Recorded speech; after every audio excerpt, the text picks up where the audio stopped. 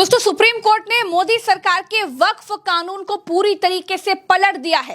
कई धाराओं को सीधे सीधे रद्द कर दिया है और मोदी सरकार के इस कानून पर सुप्रीम कोर्ट ने तगड़ा हंटर चलाया है। तो क्या कुछ हुआ है सुप्रीम कोर्ट ने, सब कुछ समझेंगे। लेकिन सबसे पहले आपको बता दूं कि मुस्लिम पक्ष को इस फैसले के बाद बड़ी राहत मिली होगी। क्या कुछ हुआ है, हमारे साथ भरत जी हैं, उनसे बिल्कुल विस्तार से बात करेंगे कि कौन कौन सी धाराएं रद्द हुई और सुप्रीम कोर्ट ने क्या कुछ कहा है। इस फैसले के बाद मुस्लिम पक्ष को कितनी राहत मिलेगी, सब कुछ समझेंगे। भरत जी, हंटर चला दिया सुप्रीम कोर्ट ने, क्या कहेंगे? प्रज्ञा जी, जब से ये कानून संसद में लेकर आई थी भारतीय जनता पार्टी, जब ये बिल लेकर आई थी, जब जेपीसी में गया था ये कानून, उसके बाद इन लोगों ने इसको कानून बनाया। संसद में तो जैसे तैसे इन लोगों ने इसको पास करा लिया। संसद में ना नीतीश बोले ना नायडू बोले, सब ने घुटने टेक दिए, सब घुटनों पर आ गए। और इस देश का मुसलमान ये खुली आंखों से देख रहा था। चंद्रबाबू नायडू, नीतीश कुमार, चिराग पासवान और जयंत चौधरी, याद रखो, हम कभी भी तुम्हारी इस चीज को माफ नहीं करेंगे। तुम हमारी शरीयत पर हमला जो करने की इजाजत बीजेपी को दे रहे हो, अगर ये चारों बोल दे कि बिल नहीं लाना चाहिए तो बिल नहीं आएगा, मगर तुम बीजेपी को इजाजत दे रहे हो हमारी मस्जिदों को, वक्फ को खत्म करने का। सुप्रीम कोर्ट के भीतर जब वो वकील, प्रज्ञा जी, जो वकील हिंदू थे, बिना पैसे लिए मुसलमानों की इस लड़ाई को सुप्रीम कोर्ट के भीतर, इस देश के हिंदुओं ने, हिंदू वकीलों ने इस लड़ाई को लड़ा है सुप्रीम कोर्ट के भीतर। और तब सुप्रीम कोर्ट के भीतर से प्रज्ञा जी फैसला आता है, कोर्ट रूम के भीतर सरकारी वकीलों के होश उड़ जाते हैं। सुप्रीम कोर्ट से वरिष्ठ वकील ने जो आपको बताया, अभी अभी आपने वो वीडियो रिकॉर्ड किया, वो वीडियो अभी हम लगाएंगे भी।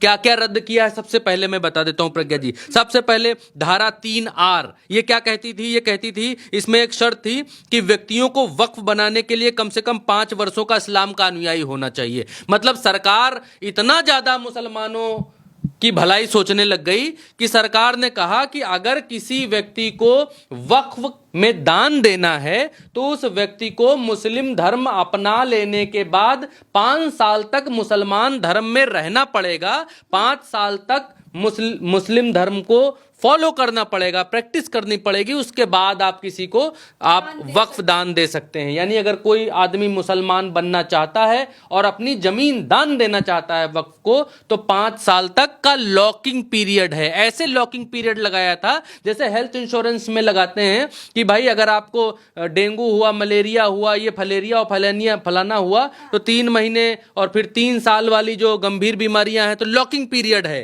इसमें आप जो है अस्पताल में बेड 4,000 रुपए का कमरा। इस तरह की धारा से मनमानी कैसे हो सकती थी? लॉकिंग लगा दी थी इन्होंने, लॉकिंग ये, क्योंकि भारतीय जनता पार्टी चाहे अनचाहे एक चीज का सपोर्ट करती है कि मुस्लिम धर्म में हिंदू धर्म का कन्वर्ट ना होने पाए। और जो लोग हिंदू धर्म से या किसी और धर्म से मुस्लिम धर्म में जाते हैं और अपनी संपत्तियों को वक्फ करना चाहते हैं, मान लीजिए आपके पास अपार संपत्ति है और आगे पीछे आपका नहीं है कोई, या आपकी घर में आपसे बनती नहीं है, आपने कहा कि हम वक्फ कर देंगे, दान कर देंगे, और आपने मुस्लिम धर्म अपना लिया या लोगों ने मुस्लिम धर्म आपसे अपनवा लिया, जो भी है, जो भारतीय जनता पार्टी कहती है, अब आप उनको अपनी संपत्ति जो है वक्फ करना चाहती हैं, देना चाहती हैं, तो आप नहीं दे पाएंगी या लोग नहीं दे पाएंगे। 5 साल तक पहले मुस्लिम धर्म फॉलो करिए फिर दीजिए। तो कोर्ट ने कहा ये नहीं चलेगा जी।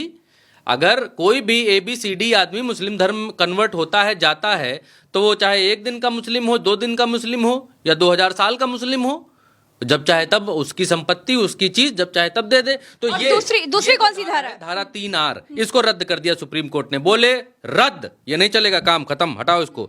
धारा 2C, ये कानून की बात कर रहा हूं प्रज्ञा जी, जिसको भारतीय जनता पार्टी ने कानून बना दिया, लागू कर दिया, उसकी बात कर रहा हूं। धारा 2C का उपबंध, जब तक नामित अधिकारी की रिपोर्ट दाखिल नहीं हो जाती संपत्ति को वक्फ संपत्ति ना माना जाए। कोर्ट ने इसके लिए इस प्रावधान को स्थगित कर दिया, रद्द कर दिया है। मसला ये कि इन लोगों ने दे दिया ये कि जैसे कोई संपत्ति है, वो संपत्ति वक्फ की संपत्ति है या नहीं, उस पर पहले कोई विवाद खड़ा कर दे। मान लीजिए आप विवाद खड़ा कर दीजिए, बोल दीजिए ये संपत्ति हमारे दादे परदादे की थी और ये वक्फ में चली गई थी, हम नहीं चाहते जी कि अब वक्फ में चली जाए, या फिर कोई विवाद कोई भी खड़ा कर दे, तो सरकार इस कानून के तहत ये था कि सरकार DM से कहेगी कि DM साहब आप जांच करिए और उस जांच की कोई समय सीमा नहीं थी। आप जब तक जांच करेंगे तब तक ये सरकारी जो जमीन है सरकार की मान ली जाएगी, ये सरकार की ही रहेगी जब तक आप जांच करेंगे। और जांच की समय सीमा क्या थी? नो समय सीमा। जब तक जांच चलेगी तब तक सरकारी रहेगी और डीएम जो कहेगा वही निर्णय मान्य होगा। न खाता न बही, डीएम जो कहे वही सही। जो जिसको बता देगा डीएम की ये फलाने की नहीं ढिमकाने की है तो ढिमकाने की। धारा को भी रद्द कर दिया गया है। सुप्रीम कोर्ट बोला नो। ये क्या है भाई? देश संविधान से चलेगा और डीएम किसके कहने पर चलते हैं? जिनकी सरकार होती है जिस राज्य में, जिस राज्य में जिसकी सरकार उसका डीएम, तो उसकी वक्फ की जमीन है। ये क्या है? ये नहीं चलेगा, रद्द। तो अब तक कितनी 2 धाराएं बताई मैंने, धारा 3R, धारा 2C, 2 रद्द हुई। धारा 3C ये, हाँ ये नहीं, तीसरी मैंने बताई धारा 3C कलेक्टर वाली। और चौथा ये कि गैर मुस्लिम सदस्यों की जो है वो सीमा, वक्फ बोर्ड में 3 से अधिक गैर मुस्लिम सदस्य नहीं होंगे। यस, ये भी क्लियर कर दिया। पहले क्या था? पहले बड़ी चालाकी से इन लोगों ने ये किया था कि जैसे 12 सदस्य हैं केंद्रीय वक्फ परिषद के भीतर, तो उसमें 12 सदस्य हैं। 12 सदस्यों में इन्होंने कहा एक तो महिला रहेंगी जी, महिला का रहना इंपॉर्टेंट है, वो हिंदू होंगी मुसलमान होंगी उसका मालूम नहीं, लेकिन उसमें जिन लोगों को इन्होंने कहा कि एक सांसद रहेगा, विधायक रहेगा, सुप्रीम कोर्ट का वकील रहेगा, एक रिटायर्ड जज रहेगा, फलाना रहेगा, ढिमकाना रहेगा, और मुस्लिम इतने रहेंगे, हिंदू इतने रहेंगे। इन्होंने जो ये विशेष सदस्य हैं इनकी संख्या नहीं बताई थी। ये जो माफ करिए, जो विशेष सदस्य हैं इनका ये नहीं बताया था कि विशेष सदस्य किस धर्म से रहेंगे, हिंदू होंगे कि मुसलमान होंगे। इन्होंने ये बता दिया था कि भाई हिंदू लोग इतने रह सकते हैं, लेकिन जो विशेष सदस्य होंगे वो किस धर्म के होंगे?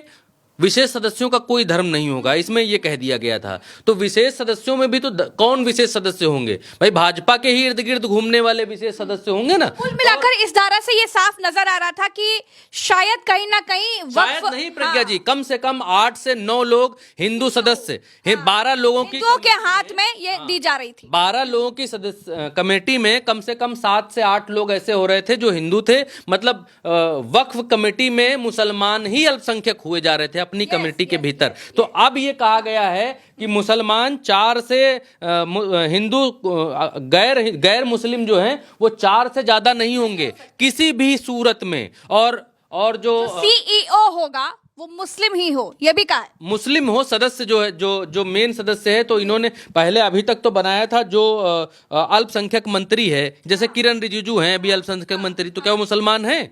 जैसे उत्तर प्रदेश में है अल्पसंख्यक मंत्री ओम प्रकाश राजभर, तो क्या वो मुसलमान हैं? तो अब सुप्रीम कोर्ट ने यह भी कह दिया है कि इसका जो मेन मुखिया मुख्तार मालिक होगा वो भी अल्पसंख्यक ही होगा। ठीक, तो ये बहुत बड़ी राहत है इस सरकार में। प्रज्ञा जी, जब से सरकार आई है तब से आई तो हिंदुत्व के नाम पर, आई हिंदुओं का भला करने के लिए, आई हिंदुत्व को आगे ले जाने के लिए, हिंदू हृदय सम्राट आए हिंदुओं के लिए, लेकिन भला मुसलमानों का हो रहा है। एक के बाद एक जो है वो मुसलमान धर्म सुधार आंदोलन चला रहे हैं, चाहे वो यूसीसी हो, बुर्का न पहनो, चाहे वो आपका 3 तलाक हो, चाहे वो वक्फ हो, चाहे वो और चीजें हो, सब मुसलमानों के। फिर सवाल ये भी उठते हैं कि जब हिंदू श्राइन बोर्डों में या सिख इस तरह के बोर्डों में कोई मुस्लिम शामिल नहीं होता है, तो फिर ये मुसलमानों के वक्फ में क्यों हिंदुओं को शामिल करना चाह रहे हैं? इससे किस तरह का हित होगा? ये भी एक बहुत बड़ा सवाल लोगों के जहन में था। भरत जी देखिए प्रज्ञा जी, मसला ये है कि भारतीय जनता पार्टी की सरकार जब से आई है,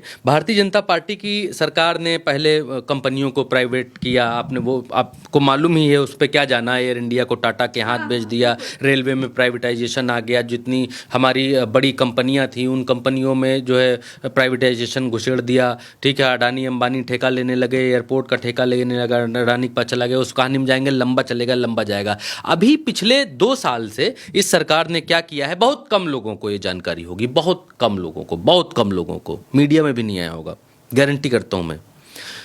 जो लोग रिसर्च कर रहे हैं, जान रहे हैं, पढ़ रहे हैं, उन्हीं को ये बात मालूम है।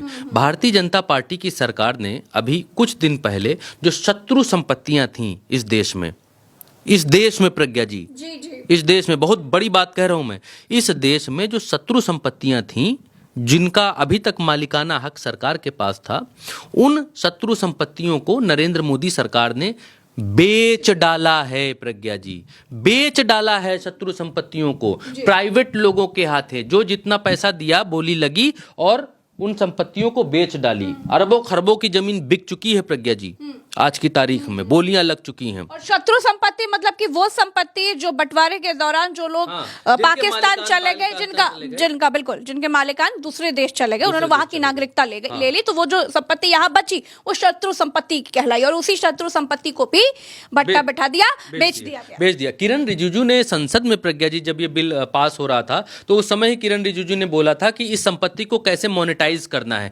क्योंकि इस देश में सेना के बाद सबसे ज्यादा, रेलवे के बाद सबसे ज्यादा संपत्ति जो है वो वक्फ के पास है। और किरण रिजिजू ने ये बात बिल्कुल क्लियर कट कही थी कि इस संपत्ति से कैसे पैसा बनाना है, कैसे मोनेटाइज करना है, उसके सुझाव भी हमारे पास कई हैं और इसको हम देखेंगे। तो एक तरीके से ये इस सरकार की, भारतीय जनता पार्टी की सरकार की नजर मुसलमानों की वक्फ की गई संपत्तियों के ऊपर थी। ये इन संपत्तियों से पैसा बनाना चाहते थे, जिसको अंग्रेजी में मोनेटाइज करना ये कहते हैं, ये करना चाहते थे। लेकिन सुप्रीम कोर्ट ने राह में रोड़ा अटका दिया है, टांग अड़ा दी है। इस देश में जिस देश में प्रज्ञा जी नीतीश कुमार के भरोसे मुसलमान थे, नायडू के भरोसे कितने मुसलमान थे, इन लोगों ने सरकार बनाई इन दोनों की, लेकिन ये दिखला दिया, ये बतला दिया कि नीतीश और नायडू मुसलमानों के बिल्कुल भी सगे नहीं हैं। वक्फ के मामले पर इनके मुंह से बक्कुर तक नहीं फूटा दोनों के। बाकियों की तो बात क्या करें, बाकी तो एनडीए के उसी राजनीति का हिस्सा हैं। लेकिन अब सुप्रीम कोर्ट ने दिखा दिया है कि अगर नहीं है आपका कोई, नहीं सुन रहा है आपका कोई,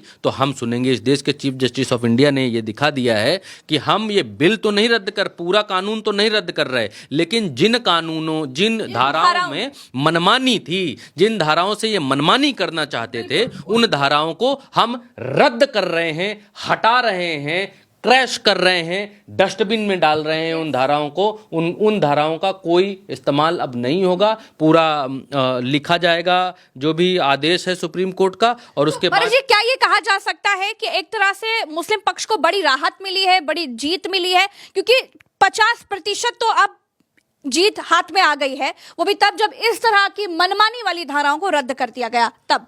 जी प्रज्ञा जी, बिल्कुल आप कह सकती हैं कि 40 से 50% मुसलमान समाज को इस देश के राहत मिली है। जहां कोई सुनने वाला नहीं था, वहां सुप्रीम कोर्ट ने सुना है। और अब बेसिक जो मैं बताऊं आपको, बेसिक ये हुआ है कि वक्फ कमेटियों में अब मुसलमान लोगों का जो संख्या है वो ज्यादा रहेगी, यानी मुसलमानों की बहुमत ज्यादा रहेगा। जो बहुमत कहेगी कमेटी में वो चीजें होंगी। अभी तक हिंदुओं का बहुमत ज्यादा हो रहा था, और अब मुसलमानों का बहुमत ज्यादा होगा। तो जो भी निर्णय लिए जाएंगे अच्छे कामों के, जमीन से कुछ करने के, या टिकट लगाने के, या कुछ बनाने के, इमारत बनाने के, वो बहुमत के हिसाब से लिए जाएंगे। तो ये एक बड़ी जीत है। दूसरी बड़ी जीत ये है कि राज्य सरकारें मुसलमानों की वक्फ संपत्तियों को डीएम के जरिए, जिला कलेक्ट्रेटों के जरिए छीन सकती थी। उस छिनैती पर रोक लगा दी है सुप्रीम कोर्ट ने कि भाई ये कलेक्टर कोई नहीं होता है कि जांच करेगा, और जांच करके जब तक जांच चलेगी ये कुछ नहीं चलेगा। तो ये जो दो बड़ी चीजें हैं, ये बड़ी चीजें मानी जा रही हैं प्रज्ञा जी। तो चलिए इस कानून पे जिस तरह से रोक लगाई गई है, जिस तरह से धाराओं को रोक लिया गया है, या फिर इस पूरे कानून को पलट दिया गया, उसके बाद ये तो बिल्कुल साफ हो गया कि सुप्रीम कोर्ट ने मुस्लिम पक्ष को बड़ी राहत दी है। तो इस बड़ी खबर के साथ फिलहाल इतना ही, फिर मिलेंगे अगली कभी खबर में। अभी के लिए इतना ही। चैनल को सब्सक्राइब जरूर कीजिएगा। राम राम, दुआ सलाम, जय हिंद।